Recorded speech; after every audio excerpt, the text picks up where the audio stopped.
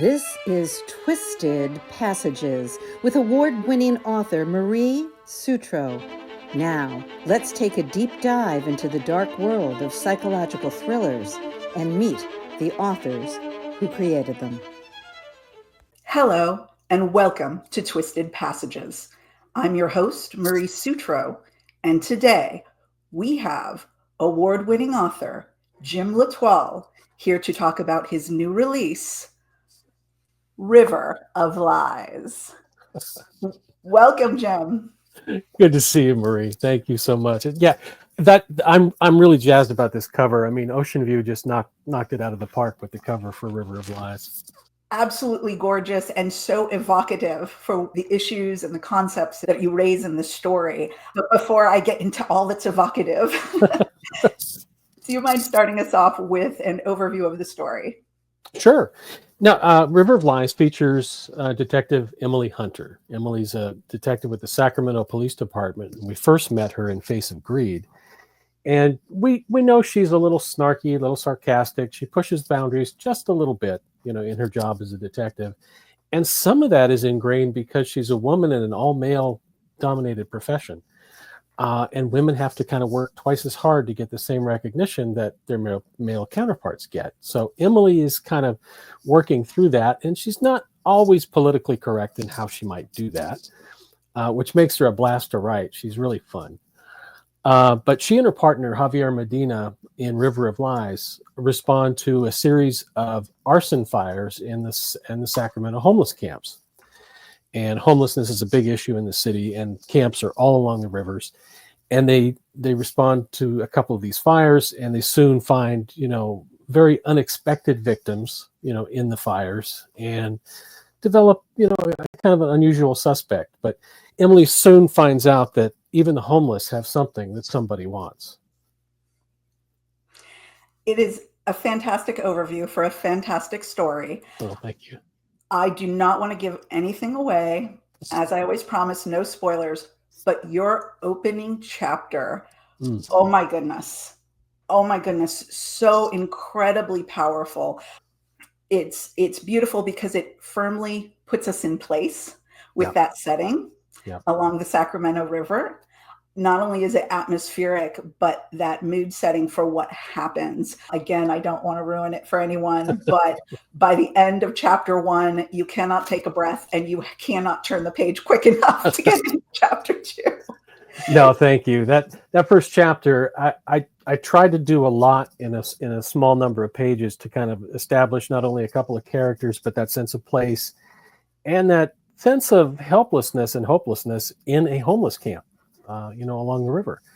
But there's a lot of things hidden in that first chapter that kind of come out as the book goes on. But yeah, I'm glad you liked that first chapter because that I do too. That was a fun chapter. It really, really was. And I have a little bit of a nostalgia for the Sacramento area because I've spent a lot of time there. Right. And I actually lived up in that part of Northern California for a while. Can you share a little bit about why Sacramento for this story and for this character, for Emily as a detective? Yeah, I mean, Sacramento is, and I'm asked that quite a bit because, I mean, let's be honest, Sacramento doesn't have the same, cachet as, Paris or London or New York. It's Sacramento. What could happen there? Well, what Sacramento has is a lot of crime. And we've got historic ties to, so many serial killers in the region that would blow your socks off. But one of the other things about the city is that it's a government town and everybody is coming in and coming out. They're always changing faces and nobody knows one another downtown, especially. So somebody can move around the city with a large degree of anonymity, and not get, tagged in all their nefarious things. But it was a good place for Emily to be because, she can touch on everything in the city. It's a small city, but it still has that urban sprawl to it. So it makes a good location for Emily to go and play. And I was reflecting kind of on the history of Sacramento as I was going through the story, and certainly after I finished it, because you bring up so many important issues that are human issues. Mm-hmm. And you give it to us on this platter that is a capital city in a very big state. Right. And just looking back over my lifetime, Sacramento has changed drastically. Oh, yeah. From what it used to be. I mean, you went out there and there was kind of the home from 8 is enough. And like you said, all the government, but not much else. And I was just curious for you, those issues, the changing demographics, I think most notably, the way that it is now a metropolis, you can find every type of restaurant and every type of culture represented. And really, it's just grown and blossomed in so many beautiful ways. But there's still some issues with Sacramento, right?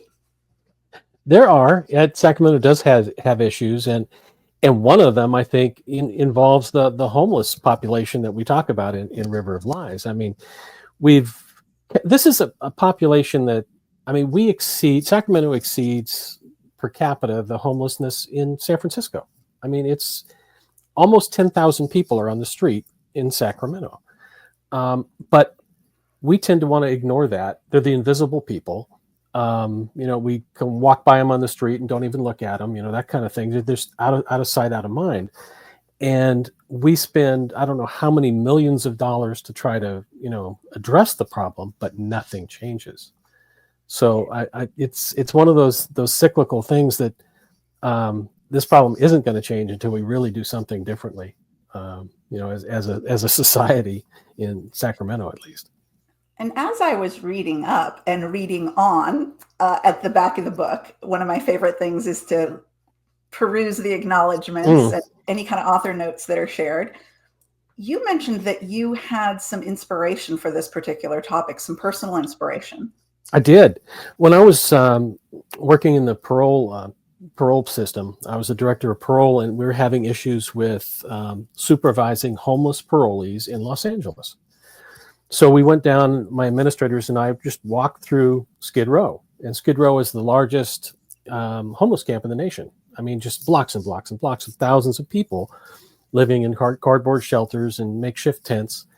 And that's their existence. Then you add the element of having parolees living in that environment, not only to prey upon them, but to hide among them. It made it a very difficult environment for our people to kind of supervise that.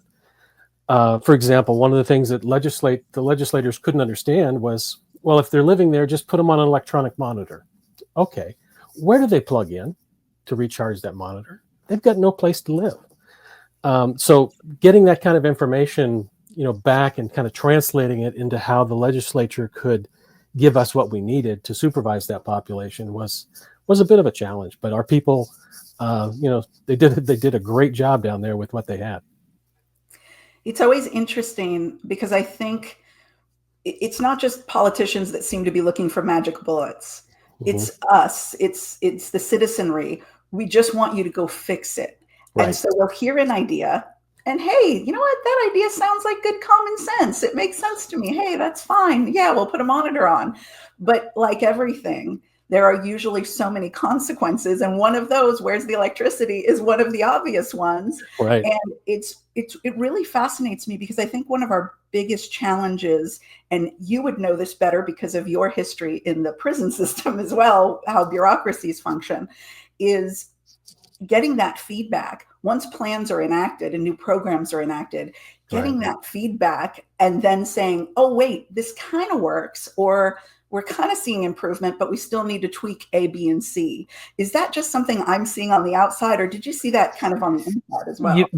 I think we saw that too on the trying to implement side, and then getting it back to the administration and the governor's office where I'd have to go to, and it's kind of like you telling the emperor he has no clothes, because they've got this thing that they've been selling to their constituents, and it really doesn't work very well. So you've got to kind of, well, here's what we could do instead. So you've got to have other options, for them to pick from that maybe are more effective. And one of the things you mentioned earlier with that overview was that Emily, she's kind of climbing uphill in the snow here, right? Not everybody wants Emily in that job. Right. And it's not just Emily, it's her partner, It's her lieutenant. There's quite a few people who are resistant to these changing demographics and the way that Sacramento's been changing. Could you talk a little bit about why you wanted to include those elements and just how much of a challenge they presented for poor Emily? Sure. I mean, it's really things that I saw while I was working in that system that people were coming up against. I mean, women cops and women correctional officers had a heck of a time, getting, understood and just, in being represented on the job. And they faced a lot of, misogynistic, activities. Sexual harassment was huge at the time. And, I don't think that's dialed back that much since then. I mean, it's still there. There's that ingrained behavior that is still stuck in the system. So Emily faces that. Her partner, is a kid who was basically abandoned by his mom at the border and was thrown into the foster system. And, now he's in his position. So he's dealing with a lot of that, backdrop too. And like you mentioned, Emily's supervisor, the lieutenant, he's a Black gay man, and a Black gay conservative man at that, because he's in law enforcement, is not easy to nail down. So they all face this environment that really doesn't welcome them that much, and they're trying to make it so that it's safe for them, but also for the rest of us. Sacramento was really a great setting for that because, again, the roots of Sacramento is mainly an agricultural town because it's out in the valley of California. Right. And while it was the capital, it didn't grow in those metropolitan ways for a long time that San Francisco and LA did, or even San Diego. There is still, just my experience, there are throwbacks to and resistance to other people sharing in our world. I just thought the way you handled that was really great and really powerful. Thank you. I appreciate that very much. Now, there is a world that we live in, unfortunately, of haves and have-nots. And you mentioned the homeless problem. Right. One of the things that Emily struggles with so greatly, and you make us as readers struggle with it, because you present the issue from so many perspectives, and certain perspectives you can easily dismiss and say, hey, that person is a jerk, and I don't want to listen to what they have to say. Right. But some of the characters present arguments that are very interesting about the homeless problem. And even Emily herself is sometimes conflicted because she wants to help people, but then she's seeing there's so many challenges to it. Was that difficult to take on? Because it seems like in society, we tend to do that. We tend to say, oh, those people, like you said, we ignore them. We don't see them anymore, even though they're still people. Yeah, I think it's easy to do that. And hopefully Emily is a little bit better than most of us. And she's willing to recognize that there are individuals caught in that system, that problem, however they ended up there, whether it was they lost a job and this is where they're at, or mental illness and drug abuse, however they ended up there. But I think Emily can kind of see through that a little bit, and she's able to kind of, interact with people individually as opposed to just a blanket, statement of what they are. What do you suppose it is in our culture that makes us see other people? And is it just that do you think we just get tired of issues and we don't want to deal with them, so we mentally or emotionally put up a wall? Or what do you think it is? Because you've had the opportunity to be in those extreme places that not a lot of us journey into, and you went into them every day. Yeah. I think part of it is that it's kind of a little protective, barrier that you put up between you and anything else that's different than you. And part of it, I think, is it's fear-based. What if I end up like that? So I think there's a little bit of both going on, that, that could be me, based on one bad decision. And that's the humanity that you brought to the issue through Emily's eyes. Oh, thanks. Another issue that is extremely complex is elder care whether it's Alzheimer's, just even the generic title of dementia, right? Right. Figuring out what to do with our aging population and really providing the right care for them. Yeah. Again, you're looking at the homeless population and saying, hey, what's the right humane thing to do here? But then you also looked at this dementia / Alzheimer's world. And you did that in a I was on the floor with one of the scenes that you wrote, and Emily is my champion. I love Emily.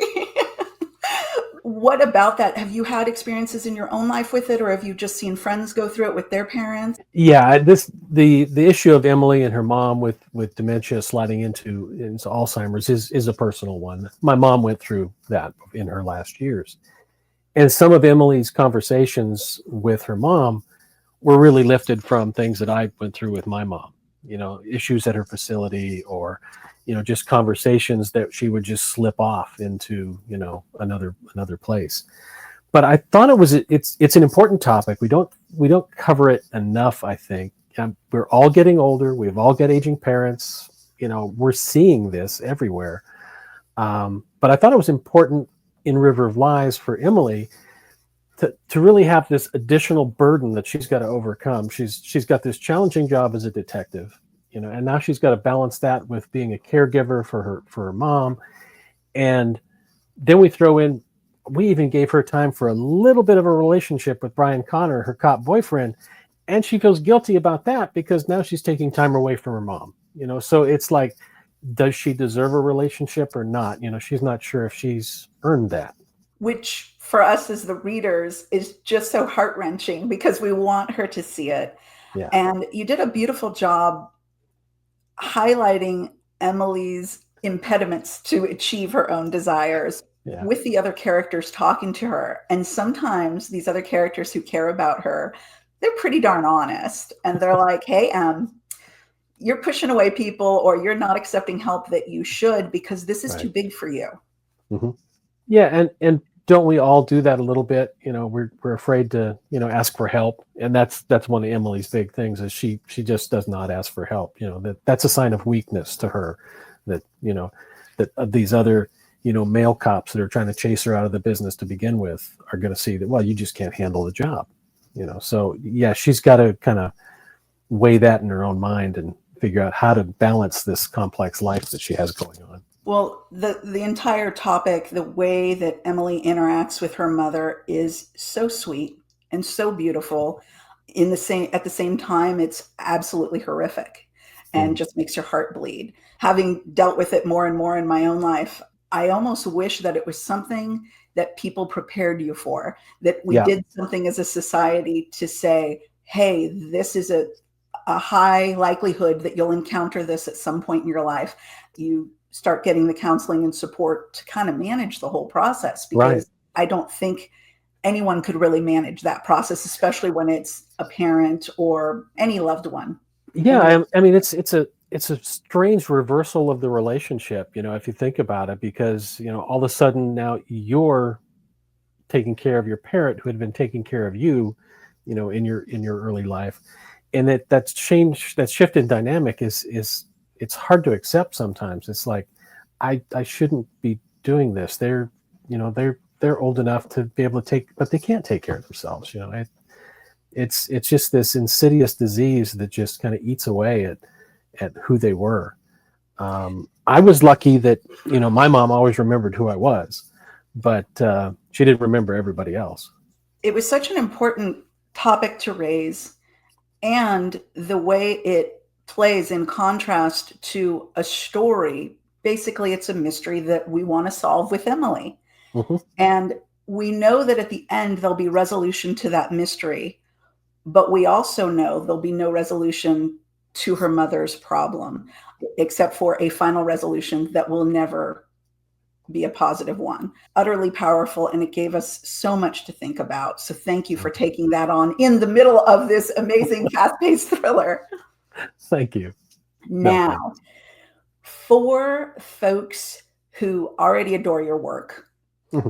and for folks who are just finding you through River of Lies, where is the best place for people to find what's coming next? Let's see. I think In terms of social media, folks can find me on Facebook at James Latwell or author James Latwell. On Instagram is author James Latwell. I'm still on Twitter. Yes, I still call it Twitter, not X, as James Latwell. Threads, I'm there as well. We've got a couple of events coming up here on the 11th at Face in the Book. We'll be doing a release party up there. We always have fun at the parties there. And then on the 19th, down at Book Passage in Marin County at Corte Madera, Samantha Downing and I will be together having a little book chat down there. So that'll be fun. And then I'll be out on the conference circuit, probably see you there at, Left Coast and BoucherCon and Thriller Fest and those kinds of places. Absolutely. And the other place that folks can find you is not very far from Twisted Passages, because it's just around the corner. Yeah. Yes. Because you host Authors on the Air and you have wonderful guests and a wonderful show. It's been fun. It's been fun to talk to people that some of the authors I've known for years and others are newer to me. And it's kind of fun to have that author to author discussion, kind of like we're doing here. It's been fun to do that. Now, one last quick question, because if I did not take the opportunity to ask you, I would just be kicking myself from one side of the planet to the other. How did a certain black kitty get a cameo in this book and two little corgis did not? And how believe did me, that happen? the corgis are not happy about this. Believe me, they let me know. Yeah, Not My Cat is featured in Face of Greed and River of Lies, and yeah, there's a whole backstory behind that. But having said that, in book 3, that's coming out in January of 2026, the corgis do make an appearance. Okay, this is absolutely huge.